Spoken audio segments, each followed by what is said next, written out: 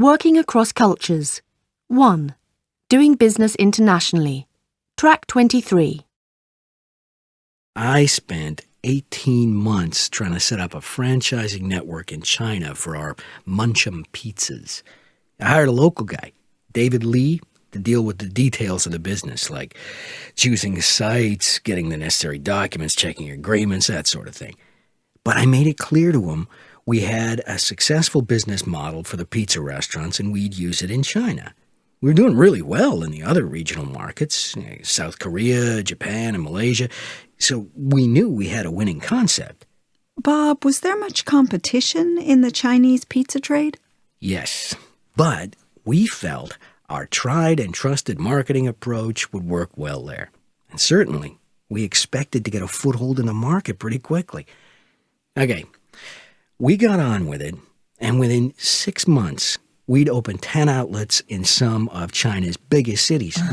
My only problem was that David Lee kept trying to give me advice about our business when I didn't want it. He really got on my nerves. After a while, he seemed to become very demotivated. I felt he wasn't giving me 100% effort. Our relationship got worse, and eventually, I fired him. I see. So, did you sell a lot of pizzas to the Chinese, Bob? No, I'm afraid we didn't. The whole project was an expensive failure. Oh, really? Too much competition, then? Well, there were a lot of aggressive pizza businesses springing up, but that wasn't the problem. We just didn't get it right from the start. For one thing, the product wasn't right.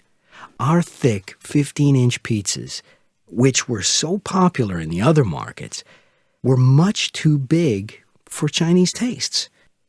Another problem was customers weren't able to eat them out of boxes as they were walking along, and the Chinese liked to do that. Also, our toppings didn't seem to appeal to them. The pizzas just didn't taste and smell delicious to them. It surprised me because people loved them in our other Asian markets. Okay, so the product wasn't right. What about pricing? Yeah, well, we slipped up there too. We went for the top end of the market because we thought our pizzas were better quality than the competition. But the Chinese didn't see it that way. For them, our pizzas were too expensive and they weren't value for money. They thought we were ripping them off. I suppose you had a home delivery service, did you, as well as the takeout business? Yes, we did. We thought it was one of our USPs. We guaranteed to deliver to any customer within 20 minutes. Unfortunately, we hadn't reckoned with the traffic problems in the big cities. It was murder to get across the cities at peak times. Sometimes it was over an hour before customers got their pizzas. That really damaged our reputation. The word soon got around we weren't reliable. But our biggest mistake, without a doubt, was to sell our pizzas through a takeout business. If the customers wanted to eat on our premises, there was only standing room. Now, Chinese people are very sociable. They like to take their friends and relatives to a restaurant and stay there for a long time. Yeah. We should have offered them American-style restaurants with an attractive decor.